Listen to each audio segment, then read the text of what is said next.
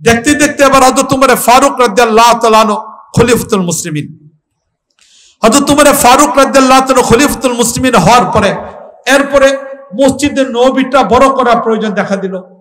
এবার যখন মসজিদে নববী বড় করার প্রয়োজন দেখা হলো, এই পরিপ্রেক্ষিতে নবী করিম সাল্লাল্লাহু আলাইহি ওয়াসাল্লামের অন্যান্য স্ত্রীর ঘরগুলিকে ভাঙার প্রয়োজন দেখা দিল। মসজিদে নববীর সীমানাকে বাড়ানোর জন্য আশেপাশে যে সকল সাহাবায়ে কেরামের ঘর ছিল এগুলোকে ভাঙার প্রয়োজন দেখা দিল।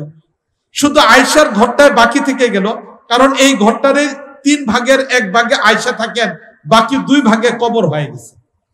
কিন্তু সমস্যা দেখা দিল হযরত হাফসা রাদিয়াল্লাহু তাআলা ঘরটা, এই ঘরটা যখন ভাঙার বিষয়টা চলে আসলো যে মসজিদে নববীকে বড় করতে হবে, এবার হাফসা রাদিয়াল্লাহু তাআলা তিনি বেঁকে বসলেন, তিনি এই ঘরটাকে ভাঙতে চান না, এই ঘর থেকে তিনি অন্য কোথাও যেতে চান না। একজন পিতা হিসেবে, একজন হযরত উমর পিতা, তিনি তার কন্যা হাফসা রাদিয়াল্লাহু তাআলাকে খুব ভালো করে বুঝাইলেন, কিন্তু হাফসা রাদিয়াল্লাহু তাআলা বিষয়টা মানলেন না। ভাই হিসেবে আব্দুল্লাহ চলে আসলো, তিনি এসে বোন হাফসাকে বুঝাইলেন, কিন্তু এরপরও তিনি এটা রাজি হচ্ছেন না। খলিফাতুল মুসলিমিন হিসেবে হযরত উমর চলে আসলেন যে এই ঘরের বিনিময়ে তোমাকে বিকল্প ঘর দেওয়া হবে, কিন্তু হাফসা রাদিয়াল্লাহু তাআলা কোনো অবস্থার মধ্যে তিনি রাজি না। তিনি নবীর কবরের পাশে এই জায়গাটা তিনি ছাড়তে চান না।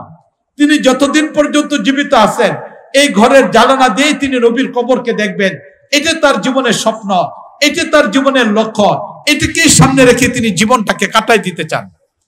একজন বাবা হিসেবে ব্যর্থ হয়ে গেলেন, একজন ভাই হিসেবে আব্দুল্লাহ ইবনে উমর বোনের কাছ থেকে জায়গাটা পাইতে ব্যর্থ হয়ে গেল। খলিফাতুল মুসলিমিন হিসেবে হযরত উমর ব্যর্থ হয়ে গেলেন, একজন নাগরিকের কাছ থেকে এটা পাইলেন না। এই জায়গায় একজন উম্মত তার নবীর ভালোবাসা, একজন স্ত্রী তার স্বামীর ভালোবাসা, রাসূল করিম সাল্লাল্লাহু আলাইহি ভালোবাসার কারণে এই জায়গায় মেয়েটা কোনো অবস্থার মধ্যে এই ঘরটাকে ছাড়তে চাচ্ছেন না। এই কঠিন একটা পরিস্থিতির মধ্যে মুসলিম উম্মাহ পড়ে গেল যে এই ঘরটা ভাঙ্গা না হলে মসজিদে নববীকে বাড়ানো যাচ্ছে না। শেষ পর্যন্ত সবাই দোয়া করা আরম্ভ করলো আল্লাহ রাব্বুল আলামিনের কাছে, যেন মালিক আল্লাহ রাব্বুল আলামিন এটা একটা সুন্দর সমাধান দিয়ে যান। কিছুদিন পর হযরত হাফসা রাদিয়াল্লাহু তাআলার হৃদয়টা গলে গেল, তিনি এই জায়গাটাকে ছাড়তে চান, মুসলিম উম্মার প্রয়োজনের কারণে ছাড়তে চান। তবে তিনি একটা শর্ত দিলেন, উমরের কাছে বললেন এই কথা, এক শর্তে এটাকে ছাড়বো। শর্তটা হলো এই যে এই জায়গাতে যখনই কোনো ওয়াল তৈরি করা হবে তখন যেন এই জায়গায় একটা জ্বালানার বিষয়টা থেকে যায়, এবং এই জ্বালানাতে কোনোদিন কপাট লাগানো হবে না, এই জ্বালানাটা কোনোদিন বন্ধ করা হবে না। আমি হাফসা জায়গাটা ছেড়ে যাচ্ছি, কিন্তু এই জায়গাতে কিয়ামত পর্যন্ত একটা জ্বালানা থাকতে হবে, জ্বালানা কোনো কপাট থাকবে না, জ্বালানাকে বন্ধ করা হবে না। এটা যদি আপনি লিখে দিতে পারেন তাহলেই কেবলমাত্র নবীর ভালোবাসার স্মৃতি হিসেবে এটা থাকবে, আমি এই ঘরটাকে ছেড়ে দিব। হযরত উমর ফারুক রাদিয়াল্লাহু তাআলা আনহু খলিফাতুল মুসলিমিন হিসেবে এটাকে চুক্তিবদ্ধ করলেন। এখনো পর্যন্ত মদিনা মুনাওয়ারা মিউজিয়ামের ভিতরে হাফসা রাদিয়াল্লাহু তাআলা আনহুর সাথে হযরত উমর ফারুক রাদিয়াল্লাহু তাআলা করা এই চুক্তির কাগজটা রয়ে গেছে। এই জন্য 11 বারের মতো মসজিদ নববী সংস্কার হয়েছে, কিন্তু এই জ্বালানাটা কখনো আর বন্ধ করা হয়নি। এখনো পর্যন্ত এই জ্বালানটা রয়ে গেছে। আবার চিন্তা করে দেখেন, নবীর ভালোবাসার সাথে সম্পর্ক হওয়ার কারণে এই জ্বালানার অবস্থাটা কত দামি হয়ে গেছে। ইতিহাসে এই জ্বালানার নামে হয়ে গেছে ভালোবাসার জ্বালানা, নাফিজাতুল মুহাব্বা, ভালোবাসার জ্বালানা। এই তো হলো বাস্তবতা। নবীর জীবনের সাথে যার মিল পড়ে যায়, মালিক আল্লাহ রাব্বুল আলামিন সেই বস্তুটাকে কিভাবে উন্নয়ন করে ফেলেন। ইমামে বুখারী রাহমাতুল্লাহ আলাইহি যখন ইন্তেকাল করলেন, ইন্তেকালের পূর্ব মুহূর্ত ইমামে বুখারী রাহমাতুল্লাহ আলাইহির জন্য কত কঠিন একটা পরিস্থিতি ছিল। সেখানে নিসাপুরে ছিলেন, নিসাপুর থেকে ইমাম বুখারী রাহমাতুল্লাহ আলাইহিকে বের করে দেওয়া হলো।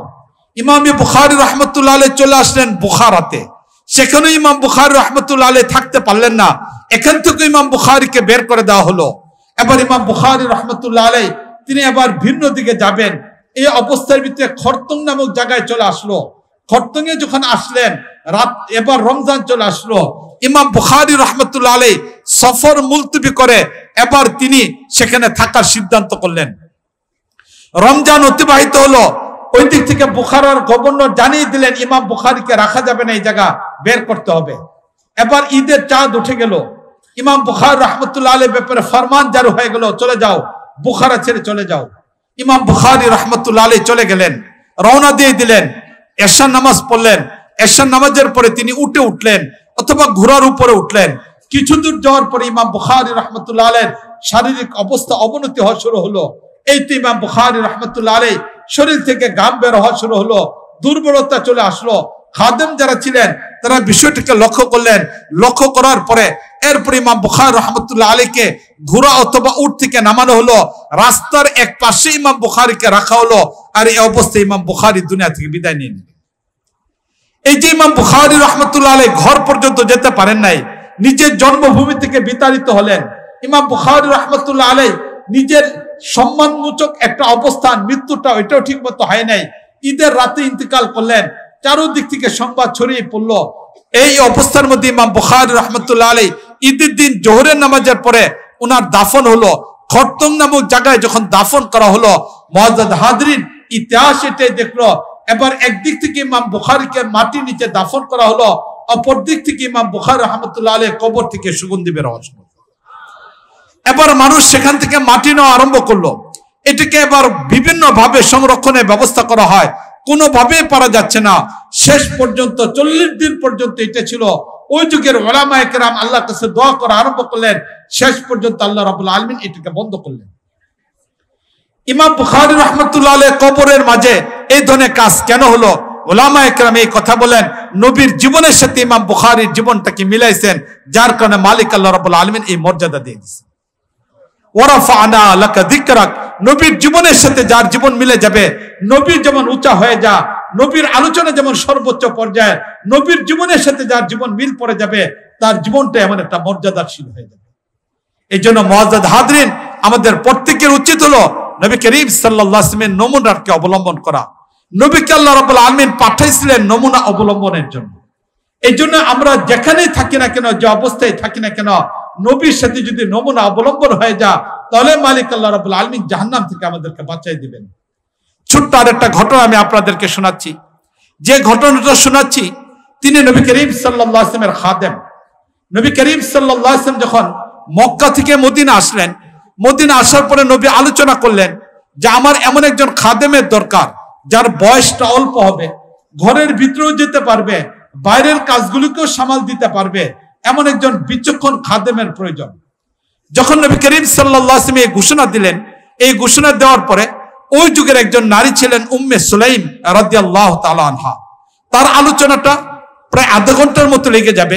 চমৎকার একজন নারী, জান্নাতি একজন নারী। তার ইতিহাসের দিকে আমি যাচ্ছি না, একজন জান্নাতি নারী হযরত উম্মে সুলাইম রাদিয়াল্লাহু তাআলা আনহা। এই উম্মে সুলাইম রাদিয়াল্লাহু তাআলা আনহা, তিনি তার ছোট্ট বাচ্চা আনাস, যার নাম ছিল আনাস, মাত্র 10 বছর বয়স, সে আনাসকে নবী করিম সাল্লাল্লাহু আলাইহি ওয়াসাল্লামের কাছে নিয়ে আসলেন। আনাস রাদিয়াল্লাহু তাআলা আনহু নবীর কাছে আসলো। আসার পর থেকে নিয়ে দীর্ঘ 10 বছর পর্যন্ত নবী করিম সাল্লাল্লাহু আলাইহি ওয়াসাল্লামের খাদেম ছিলেন এই আনাস রাদিয়াল্লাহু তাআলা আনহু। নবীর কাছ থেকে একদম মন ভরে যা যা কিছু নেওয়া সবকিছু নিয়েছেন। একদিন হযরত উম্মে সুলাইম রাদিয়াল্লাহু তাআলা আনহা, তিনি আনাস নবীর কাছে আনাসকে নিয়ে আসলেন, হাতে ধরে আনলেন। আনার পরে বলেন, আল্লাহ নবী, কতজন আপনার কাছে কত কিছু চেয়ে নিচ্ছে, আমার আনাসকে কিছু দিবেন না? নবী করিম সাল্লাল্লাহু আলাইহি ওয়াসাল্লাম বললেন, বলো উম্মে সুলাইম কি দোয়া করব? বলেন, হে আল্লাহ নবী, দোয়া করেন আল্লাহ যেন তার হায়াতকে বাড়ায় দেয়। নবী করিম সাল্লাল্লাহু আলাইহি ওয়াসাল্লাম দোয়া করেন, আল্লাহুম্মা না জিদ উমরাহু, হে আল্লাহ তার হায়াতকে বাড়ায় দাও। আনাস রাদিয়াল্লাহু তাআলা বয়স 100 বছর পর্যন্ত বেড়ে গিয়েছিল। ওনার বয়স 100 বছর অবস্থায় তিনি ইন্তেকাল করছেন। মালিক আল্লাহ রাব্বুল আলামিন এত বরকত দান করেছিল আনাস রাদিয়াল্লাহু তাআলার জীবনের মধ্যে। ওনার আম্মা বলেন, হে আল্লাহ নবী, আরেকটু দোয়া করেন তার পরিবারের জন্য। আল্লাহ নবী দোয়া করলেন, আল্লাহ তার পরিবারের মধ্যে বরকত দাও। আনাস রাদিয়াল্লাহু তাআলার জীবদ্দশা, তার সন্তান, তার নাতি সব মিলে 100 হয়ে গেছে। এবং সবচেয়ে আশ্চর্যের বস্তু হলো এটা, এই 100 জনের 100 জনে কোরআনে কারীমের হাফেজ ছিল। এই একটা পরিবার নবীর সুবতের কারণে, নবীর খেদমতের কারণে এই পরিবারে 100 জন মানুষে কোরআনে কারীমের হাফেজ ছিল। এরপরে নবী করিম সাল্লাল্লাহু আলাইহি ওয়াসাল্লাম তার জন্য দোয়া করছিলেন, হে আল্লাহ তার সম্পদের মধ্যে বরকত দান করো। আনাস রাদিয়াল্লাহু তাআলাকে আল্লাহ রাব্বুল আলামিন এত সম্পদ দান করছিল, উনি যদি মাটির মধ্যে হাত দিতেন তাহলে যেন এটা শূন্য হয়ে যেত। অনেক সাহাবায়ে কেরাম যৌথ কোম্পানি করতেন। এই কোম্পানির মধ্যে বলতেন, আনাস তুমি আমাদের শরীক হয়ে যাও। আনাস বলতেন, আমার দরকার নেই, বলতেন তুমি থাকলে বরকত হবে, এই জন্য শরীক হয়ে যাও। এবার চিন্তা করে দেখেন আনাস রাদিয়াল্লাহু তাআলা আনহুকে নবীর খেদমতের কারণে আল্লাহ রাব্বুল আলামিন কি পরিমাণ মর্যাদাকে বাড়াই দিয়েছেন। 86 হিজরি সনে বসরায় তিনি ইন্তেকাল করছেন এবং বসরা সাহাবাদের মাঝেই তিনি সর্বশেষ সাহাবী যিনি বসরা ইন্তেকাল করছেন। আনাস রাদিয়াল্লাহু তাআলা আনহুর জীবনের একটা ঘটনা আমি আপনাদের সামনে তুলে ধরতেছি। আনাস রাদিয়াল্লাহু তাআলা আনহু যেহেতু নবীর খাদেম ছিলেন, নবীর খুব কাছাকাছি ছিলেন, নবীর ইন্তেকালের পরে হযরত আবু দরদা রাদিয়াল্লাহু তাআলা আনহু তিনি একজন সাহাবী, ইসলামের প্রাথমিক পর্যায়ে মক্কায় তিনি ইসলাম ধর্ম গ্রহণ করেছিলেন। হযরত আবু দরদা রাদিয়াল্লাহু তাআলা আনহু, এই আবু দরদা রাদিয়াল্লাহু তাআলা হৃদয়ের মধ্যে প্রচন্ড আগ্রহ তৈরি হলো যে তিনি নবী করিম সাল্লাল্লাহু আলাইহি ওয়াসাল্লাম সম্পর্কে কিছু আলোচনা শুনতে চান। এটাই আসলে ভালোবাসার চাহিদা। ভালোবাসার মানুষকে দেখতেও যেমন ভালো লাগে, ভালোবাসার মানুষের আলোচনা করতেও ভালো লাগে, ঠিক কিনা বলেন? এটা এই জন্য দেখবেন একজন মা তার সন্তানকে ভালোবাসে আর ঘুরে ফিরে যে কোনো কথায় তার সন্তানের কথায় চলে আসে, কারণ এটাই ভালোবাসার তাকাদা, যে ভালোবাসার মানুষকেও দেখতেও ভালোবাসে, তার আলোচনা করতেও ভালো লাগে।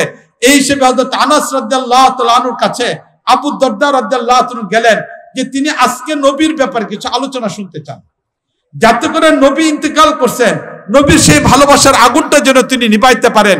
এই কারণে তিনি নবীর ভালোবাসার আলোচনাকে শোনার জন্য এবার আনাস রাদিয়াল্লাহু তাআলার কাছে চলে গেলেন। দীর্ঘ সময় পর্যন্ত দুইজনে আলোচনা করলেন, আলোচনা শুনলেন। এবার খাবারের সময় হয়ে গেল। আনাস রাদিয়াল্লাহু তাআলা খাবারের ব্যবস্থা করলেন, আবু দরদা রাদিয়াল্লাহু তাআলা খাবার খেলেন।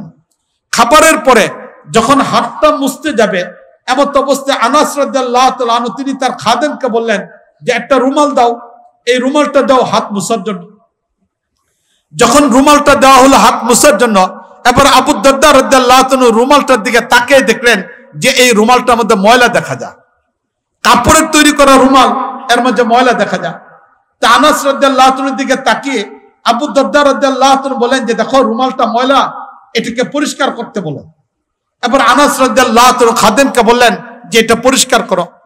স্বাভাবিক কাপড় পরিষ্কার করার জন্য সাবান, সুডা, বিভিন্ন ধরনের বস্তু আমরা ব্যবহার করে থাকি, তো ওই যুগে হয়তো পরিষ্কার করা কোনো প্রক্রিয়া ছিল, কিন্তু এই অবস্থার মধ্যে আবু দরদা রাদিয়াল্লাহু তাআলা আনহু দেখলেন যে খাদেমকে যখন আনাস রাদিয়াল্লাহু তাআলা বললেন এটাকে পরিষ্কার করে দাও, এমন অবস্থার ভিতরে আনাস রাদিয়াল্লাহু তাআলা খাদেম ঘরের এক কোণাতে একটা মাটির পাত্রের মধ্যে আগুন জ্বালালেন। আগুন যখন জ্বলা আরম্ভ করলো, সেই আগুন, জ্বলন্ত আগুনের মাঝে সেই কাপড়ের রুমালটাকে ফেলে দিলেন। স্বাভাবিক গতিতে কাপড়ের রুমালে যখন আগুন লেগে যাবে এটা পুড়ে যাওয়ার কথা, কিন্তু আবু দরদা রাদিয়াল্লাহু তাআলা তাকিয়ে দেখলেন আগুন তো যাও যাও করে জ্বলতেছে কিন্তু রুমালটা পুড়তেছে না। এক পর্যায়ে আগুন নিভে গেল। এই অবস্থায় খাদেম রুমালটাকে বের করলেন, আগুনের কোন অংশ পুড়ে যায় নাই, বরং আবু দরদা রাদিয়াল্লাহু তাআলা তাকিয়ে দেখলেন যে এই রুমালের পূর্ণটা ময়লা পরিষ্কার হয়ে এটা সম্পূর্ণ পরিষ্কার পরিচ্ছন্ন হয়ে গেছে। তিনি এই দৃশ্যটা দেখে আশ্চর্য হয়ে গেলেন। স্বাভাবিক গতিতে আগুনে কাপড় দিলে পুড়ে যাওয়ার কথা, আর এই জায়গাটা ময়লা পরিষ্কার হয়ে গেল। যখন এই কথা তিনি দেখলেন, এই দৃশ্যটা যখন দেখলেন, দেখার পরে এবার তিনি আবু দরদা রাদিয়াল্লাহু তাআলা আনহু আনাস রাদিয়াল্লাহু তাআলা বললেন, আনাস ঘটনা কি, কেন এমন হলো, কারণটা কি? এবার আনাস রাদিয়াল্লাহু তাআলা কান্না করা আরম্ভ করলেন। তিনি বললেন আমার নবীর কথা মনে হয়ে গেছে, নবী করিম সাল্লাল্লাহু আলাইহি ওয়াসাল্লামের জীবনে একটা ঘটনা মনে হয়ে গেছে। এই কথা বলে তিনি কাঁদলেন। কান্না করার পরে এবার তিনি বললেন একদিন দুপুরের ঘটনা, নবী করিম সাল্লাল্লাহু আলাইহি ওয়াসাল্লাম আমাদের বাড়িতে আসলেন। প্রচন্ড রৌদ্র ছিল। এই রৌদ্রতে যখন নবী আসলেন, নবীর গাম মুবারক থেকে গাম বের হচ্ছিল। আমার আম্মা উম্মে সুলাইম তখন নবী করিম সাল্লাল্লাহু আলাইহি ওয়াসাল্লামের গায়ের গামগুলিকে মুছার জন্য এই রুমালটা দিয়েছিল। নবী করিম সাল্লাল্লাহু আলাইহি ওয়াসাল্লাম এই রুমালটা দিয়ে গাম মুছলেন। যেহেতু ঘাম মুছলেন, মুছার পরে আমার মা এটাকে যত্ন করে রেখে দিলেন। কিছুদিন পরে এটা ময়লা হলো। ময়লা হওয়ার কারণে মা চিন্তা করলেন এটা পরিষ্কার করি। সাবান দেওয়া হলো, পরিষ্কার করার জিনিসগুলো ব্যবহার করা হলো, কিন্তু পরিষ্কার হচ্ছে না। এখন দীর্ঘদিন যাবৎ ঘরে থাকা অবস্থায় ময়লা পড়তেছে, কিন্তু এটা পরিষ্কার করা যাচ্ছে না। মা এবার চিন্তা করলেন নবীর গায়ের সাথে এটা লেগে গিয়েছে, এমন অবস্থায় এটা ময়লা যুক্ত হলে একসময় মানুষ ফেলে দিবে, তাহলে তো এটা মাটিতে পড়ে যাবে, মানুষের পায়ের মধ্যে লেগে যেতে পারে। নবীর গায়ের একটা অংশ মানুষের পায়ের নিচে পড়ে যাবে, এটা তো হতে পারে না। এই বিষয়টাকে চিন্তা ভাবনা করে আমার মা চিন্তা করলেন মাটির নিচে পুঁতে ফেলবেন। আবার চিন্তা করলেন মাটির নিচে পুঁততে গেলে যদি নষ্ট না হয় তাহলে তো একসময় বের করে ফেলবে, মানুষ জানবে না যে এই রুমালের সাথে নবীর গায়ের অংশ মিলিত ছিল, এটা হয়তো জানবে না। এই জন্য আমার মা সেদিন আগুন জ্বালিয়ে এটাকে পুরার সিদ্ধান্ত নিলেন। কিন্তু আমরা লক্ষ্য করে দেখলাম, যখন এটাকে আগুনে পুড়ে ফেলা জন্য দেওয়া হলো, তখন আগুনে এটা পুড়ে যায় নাই, এটা বরং ময়লাকে পরিষ্কার করে পরিচ্ছন্ন অবস্থায় সেখান থেকে বের হয়ে আসে। এই যে নবী করিম সাল্লাল্লাহু আলাইহি ওয়াসাল্লামের গায়ের ছোঁয়া লাগছে, এই ছোঁয়ার কারণে আল্লাহ রাব্বুল আলামিন এটাকে আগুনে পুরা থেকে হেফাজত করে ফেলছেন।